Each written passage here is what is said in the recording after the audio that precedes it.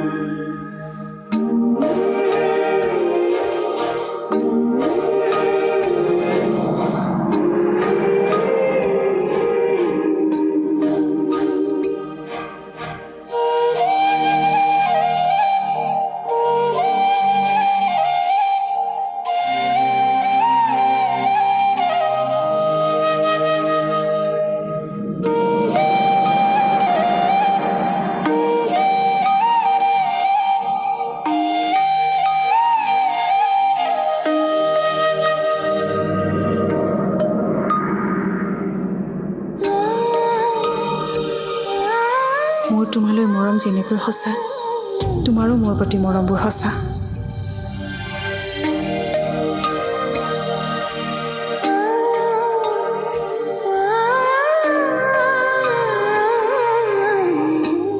কিছুমান মানুহ আছে যাৰ আমাৰ মৰমবোৰ সহ্য হোৱা নাই। ষড়যন্ত্ৰ কেৱল তোমাৰ লগতে হোৱা নাই, মোৰ লগতো হৈছে। মোকো তোমাৰ এখন মিছা ছবি দেখুওৱা হৈছে। কেৱল পাৰ্থক্য এটাই, তোমাক দেখুওৱা মিছা ছবিখনকে তুমি সঁচা বুলি ভাবি ল'লা, কিন্তু মই তোমাৰ প্ৰতি থকা মোৰ বিশ্বাস হেৰুৱা নাই।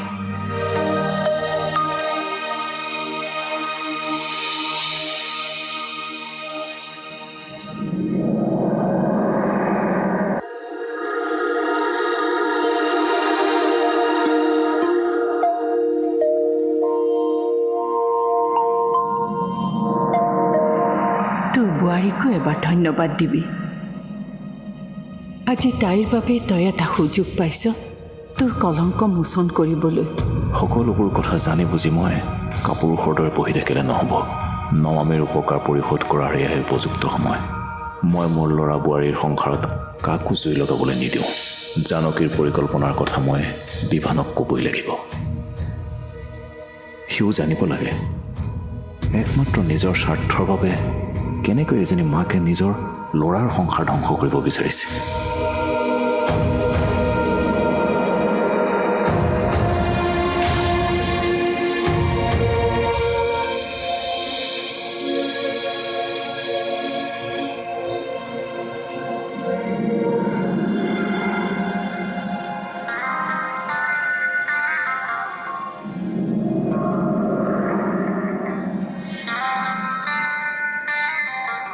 ইমান ৰাতিপুৱাই ফোন কৰিছে যে।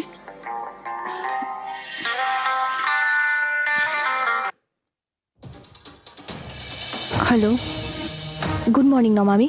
Good morning. কোৱা, আজি কেতিয়া লগ কৰিবা? মোৰ স্কুল আছে, স্কুলৰ পৰা আহি লগ কৰোঁ। অ'কে, মোক ফোন কৰিবা।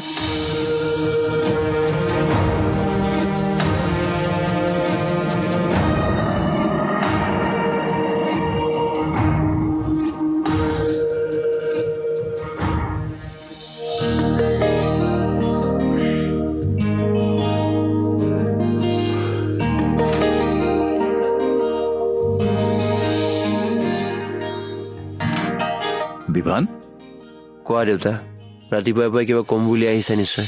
পুৱাই পুৱাই তোৰ ওচৰলৈ এইকাৰণেই আহিলোঁ যাতে আনে তোৰ মগজুত জাবৰবোৰ সোমোৱাই দিয়াৰ আগতেই মই তোক আচল কথাবোৰ ক'ব পাৰোঁ। দেউতা বহাচোন, ইমান চিৰিয়াছ নহ'বা।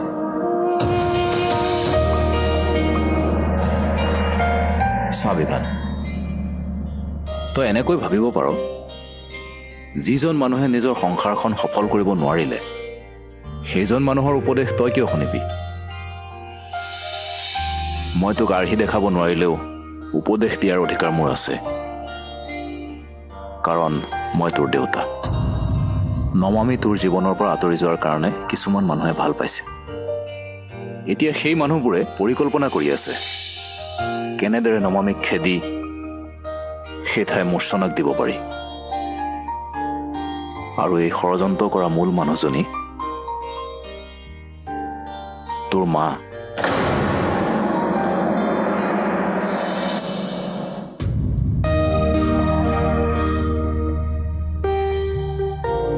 তই এটা কাম কৰিবি, ছোৱালীজনী লগ পোৱাৰ আগত মোক এটা কল কৰিবি। হ'ব দিয়া। আৰু বিভানৰ বিষয়ে যদি কিবা কয় তই মোক ইংগিত দিবি। কি হ'ল, হাঁহিছ কিয়? তুমি তাৰমানে তাইৰ লগতো কাজিয়া কৰিবা?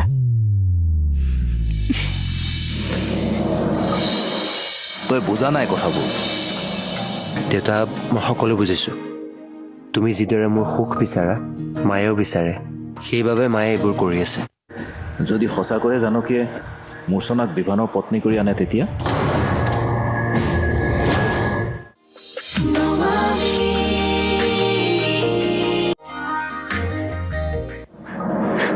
তই হাঁহিছ যে? দেউতা, মই জানো তুমি মোৰ ভাল হোৱাটো বিচাৰা, কিন্তু তুমি মাক ভুল বুজিছা। এয়া কোনো ষড়যন্ত্ৰ নহয়।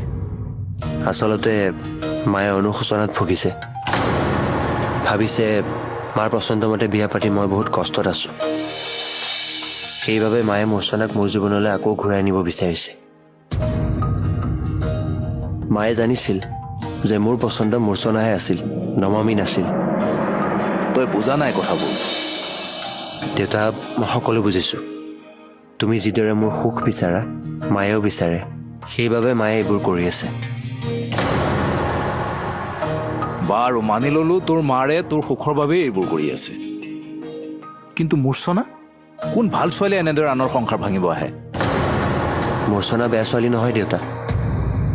তাইৰ অৱস্থাটো মই বহুত ভালদৰে বুজি পাওঁ। মই তাইক ত্যাগ কৰি মোৰ জীৱনটোতো আগবাঢ়ি গ'লোঁ, কিন্তু তাই নোৱাৰিলে।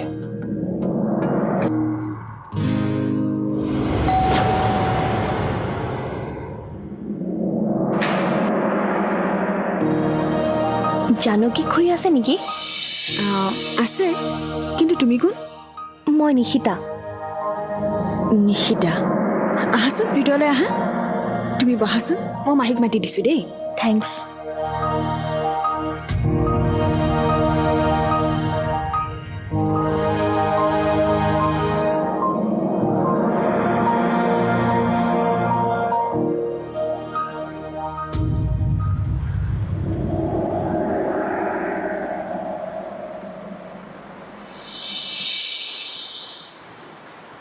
নমামি? দেউতা?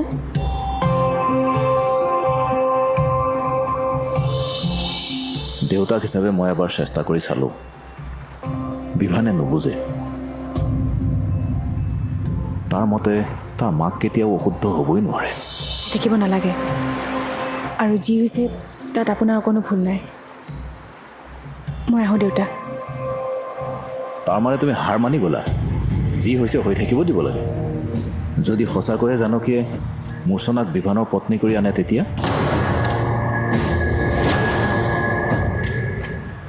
অৱশ্যে আইনী মেৰপাকবোৰ থাকোঁতে ইমান সহজে জানকীয়ে এই কাম কৰিব নোৱাৰে।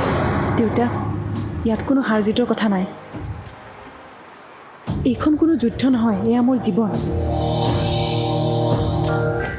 আৰু কাৰো লগত প্ৰতিদ্বন্দ্বিতা কৰি মই মোৰ স্বামীক পাব নিবিচাৰোঁ।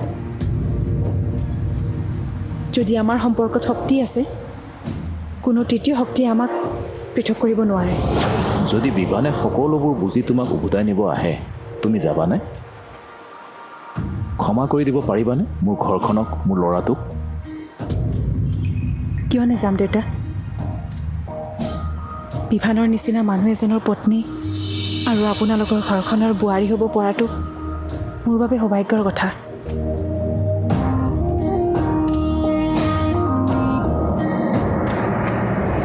কিমান চেষ্টা কৰিলোঁ ছুটি ল'বলৈ, কিন্তু নাপালোঁ। আইতাক শেষবাৰৰ বাবে দেখাও নাপালোঁ। মা দেখোন ঠিকেই আছিল, জানো হঠাতে কি হৈ গ'ল। চাহ খোৱা। অঁ, তুমি দিল্লীৰ পৰা কেতিয়া পালাহি? কালি আহি পালোঁ। চাহ খোৱাচোন, মই অকণমান আহি আছোঁ। অঁ, ঠিক আছে।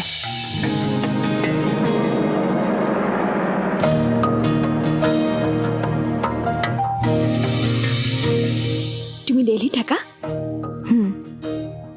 তাত চাকৰি কৰা? অঁ, বহুত স্মাৰ্ট ছোৱালী দেই এইজনী। তুমি? মই কাজল, জানকী মাহীৰ ভাগিনীয়ে। আচ্ছা। মোৰ মাহীৰ কাৰণে বৰ দুখ লাগে জানানে।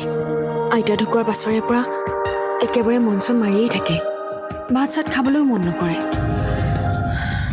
দুই শাহু বোৱাৰীৰ মাজত বৰ মিল আছিল নহয়।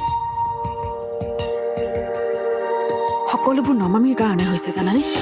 তাই যদি সেইদিনা আইতাৰ ওচৰত থাকিলেহেঁতেন নহয়, আজি আইতা আমাৰ মাজত হাঁহি ধেমালি কৰি থাকিলেহেঁতেন। আইতাৰ গা বেয়া হৈ থকাৰ কাৰণে বিভানে নমামীক দায়িত্ব দি থৈ গৈছিল, আইতাক চোৱা চিতা কৰাৰ। কিন্তু দায়িত্ব দিলে কি হ'ব, গুচি গ'ল আইতাক এৰি থৈ। এতিয়া তুমিয়ে কোৱাচোন, বেমাৰী মানুহ এজনীক ঘৰত এনেকৈ অকলে এৰি থৈ যাব লাগে নেকি? বন্ধ কৰা।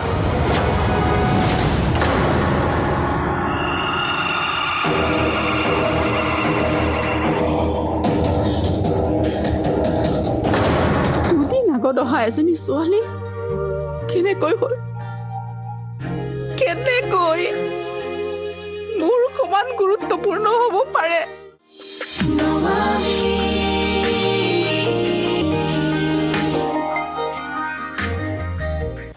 বুজিব, এদিন সিহঁতেও তোমাৰ মূল্য বুজিব নমামী। আশা কৰোঁ সেই দিনটো আহক। দেউতা, মোৰ স্কুললৈ দেৰি হৈছে, মই গৈ থাকোঁ। ৰ'বা, মোৰ ঘৰৰ বোৱাৰীয়ে এনেদৰে খোজকাঢ়ি অহা যোৱা কৰি থাকিলে ভাল নেদেখি।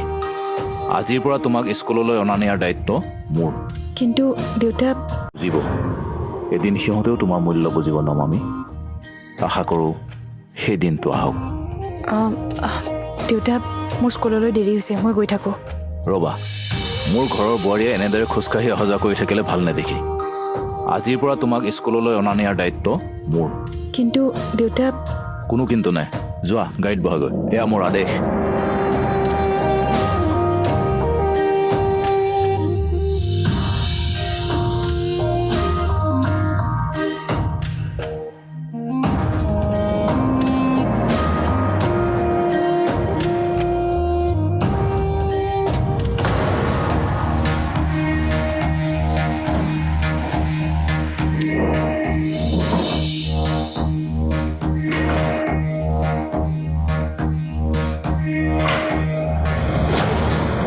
নমামী, নমামী, মই তোমাক কৈছিলোঁ নে মোৰ বস্তুবোৰ তোমাৰ ধৰণে ডিচিপ্লিন নকৰিবলৈ। তই পাহৰিলি চাগে বিভান, ঘৈণীয়েৰে তোক এৰি থৈ গৈছে। কিয় পাহৰি নাযাওঁ তই সেইজনীক? কি আছে নমামীৰ তাত যে তই ইমান ডাঙৰ এটা বিশ্বাসঘাতকতা কৰাৰ পাছতো তই তাইৰ নামতে বলীয়া হৈ আছ? মইতো প্ৰথম দিনা আহিয়ে গম পাইছিলোঁ ছোৱালীজনী কেনেকুৱা, কিন্তু তহঁতে বেয়া পোৱা বুলিহে মই কথাটো কোৱা নাছিলোঁ। মইতো আচৰিত হৈ গৈছিলোঁ, বিভানে এনেকুৱা এজনী ছোৱালী বিয়া কৰাইছে। ক'ত তই, ক'ত নমামী? আচলতে তোৰ কাৰণে নহয়, মোৰ ওচৰতে পাৰফেক্ট আছিল। এতিয়াও কিন্তু সময় আছে বিভান, সেই চৰিত্ৰহীনাজনীক পাহৰি তই মোৰ ওচৰত আঁকোৱালি ল। বন্ধ কৰা।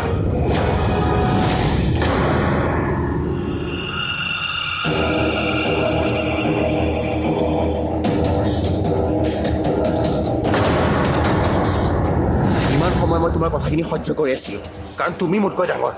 কিন্তু এতিয়া তুমি লিমিট ক্ৰছ কৰি গৈছা। নমামীৰ বিষয়ে যাতে আৰু এটা অপশব্দ নোলায়।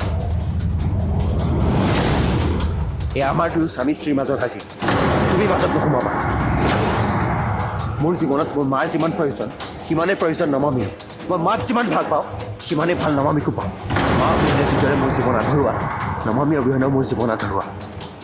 গতিকে মোৰ পত্নীৰ কথা অলপ সন্মান সহকাৰে ক'বা।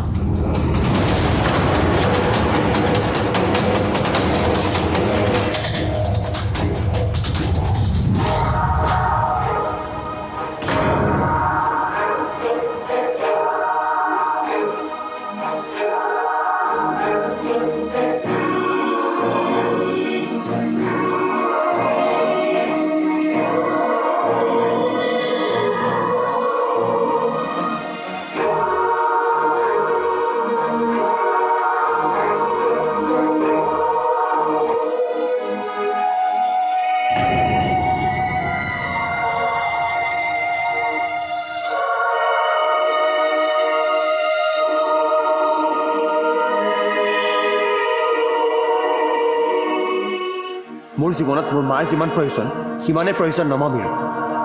মই মাক যিমান ভাল পাওঁ সিমানেই ভাল নমামীকো পাওঁ। মা অবিহনে যিদৰে মোৰ জীৱন আধৰুৱা, নমামী অবিহনেও মোৰ জীৱন আধৰুৱা। গতিকে মোৰ পত্নীৰ কথা অলপ সন্মান সহকাৰে ক'বা। সৰুৰে পৰা মই ইমান কষ্ট কৰি ডাঙৰ কৰিলোঁ। দেউতাকৰ অভাৱো ময়ে পূৰণ কৰিলোঁ। দুদিন আগত অহা এজনী ছোৱালী কেনেকৈ হ'ল, কেনেকৈ মোৰ সমান গুৰুত্বপূৰ্ণ হ'ব পাৰে?